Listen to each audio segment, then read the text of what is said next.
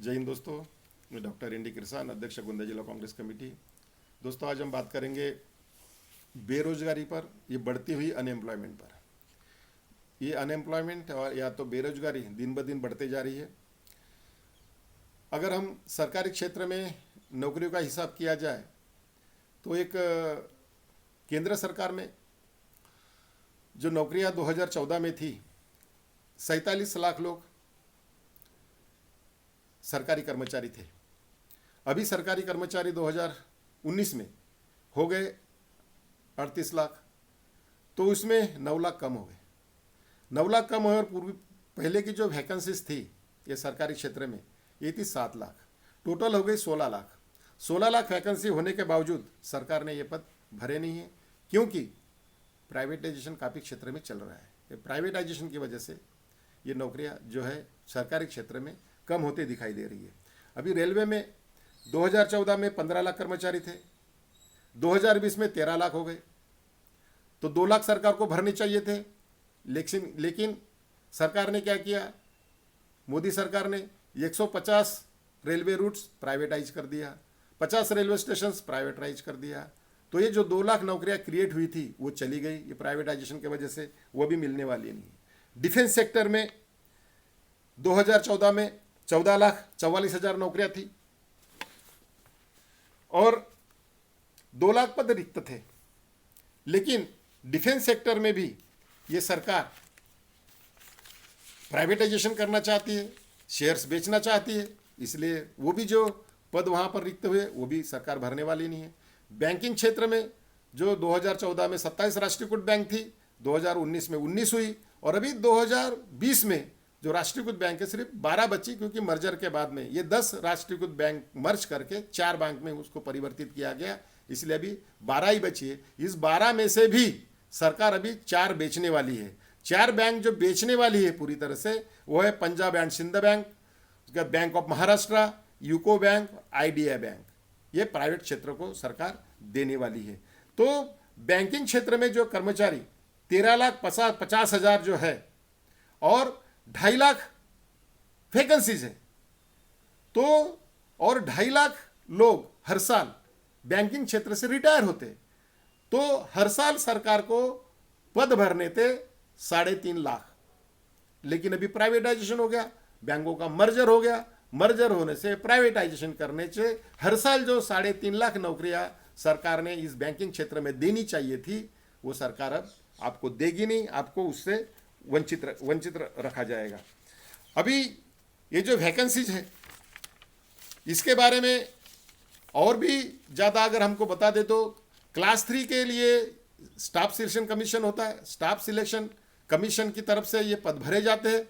तो इसमें आपको बता दूं कि 2017-18 में 1,60,000 वैकेंसी थी, 2018-19 में 1,30,000 वैकेंसी थी, 2019-20 में 1,05,000 वैकेंसी थी। इस तरह टोटल वैकेंसी थी 4 लाख। 4 लाख वैकेंसियों के लिए एप्लीकेशंस मंगाए गए।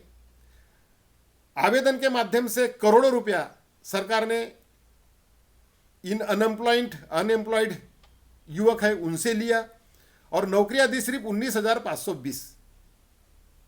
बाकी इन अनएम्प्लॉयड लोगों से सरकार ने धोखा किया, करोड़ों रुपया जमा किया लेकिन नौकरियां तो दी नहीं। अभी अगर हम देखा जाए तो बेरोजगारी किस तरह से इस देश में बढ़ रही है। 2014 में बेरोजगारी की दर थी 4.78% 2014 में, फिर 2017 में हुई 7.2%। तब तो कोविड था नहीं, तब तो कोरोना की महामारी थी नहीं, फिर भी इस सरकार ने जो दावा किया था 2 करोड़ नौकरियां देने का, वो तो 2 करोड़ नौकरियां मिली ही नहीं, नौकरियां गई। इसलिए 2017 में जो बेरोजगारी की दर थी वो बढ़ गई, 7.2% हो गई, फिर 18-19 में फिर बढ़ी, फिर 7.9% हुई। फिर अभी ये पेंडेमिक के समय मई से लेकर अगस्त तक इस वर्ष ये जो बेरोजगारी की दर है बढ़कर 27% हो गई। ये जो 27% है ये अमेरिका के बेरोजगारी से 5 गुना ज्यादा है। तो दोस्तों, इस तरह से सरकार ने जो वादा किया था कि हर साल हम 2 करोड़ नौकरियां देंगे, लेकिन 2 करोड़ नौकरियां देने की तो बात दूर रही, जो नौकरियां थी वही नोटबंदी के वजह से, गलत तरीके से जीएसटी लगाने से 3.5 करोड़ नौकरियां चली गई। तो दोस्तों, ये सरकार इस तरह से दावे करती है, लेकिन दावे करने के बाद जो उसमें उल्टा ही होता है, जो एक्चुअल फैक्ट्स होते हैं, लेकिन बताया ऐसा जाता है कि सब कुछ ठीक ठाक है। सरकार ने अनेकों कार्यक्रम चलाए इस देश में, startup India, stand up India, skill India, digital India, make in India, इस तरह से कार्यक्रम चलाए गए। लेकिन इस कार्यक्रम की वजह से कितने लोगों को नौकरियां मिली, कितने लोगों को रोजगार मिला, कितने लोग स्वावलंबी बने, आत्मनिर्भर बने, इसके बारे में सरकार के पास कोई डाटा नहीं, और सरकार कोई डाटा देती नहीं है।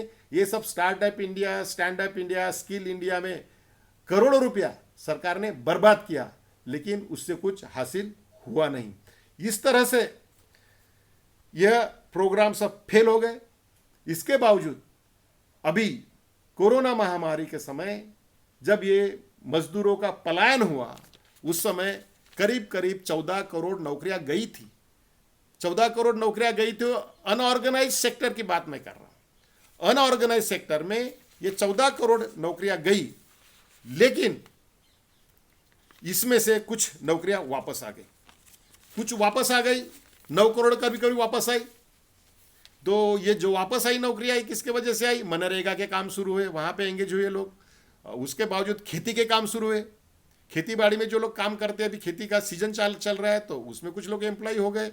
तो इसलिए ये 9 करोड़ 14 करोड़ में से कम हो गए, लेकिन अभी भी बेरोजगारी टिकी हुई है। लेकिन ऑर्गेनाइज सेक्टर में जो लोगों की परमानेंट नौकरियां थी, अभी वो भी चली गई।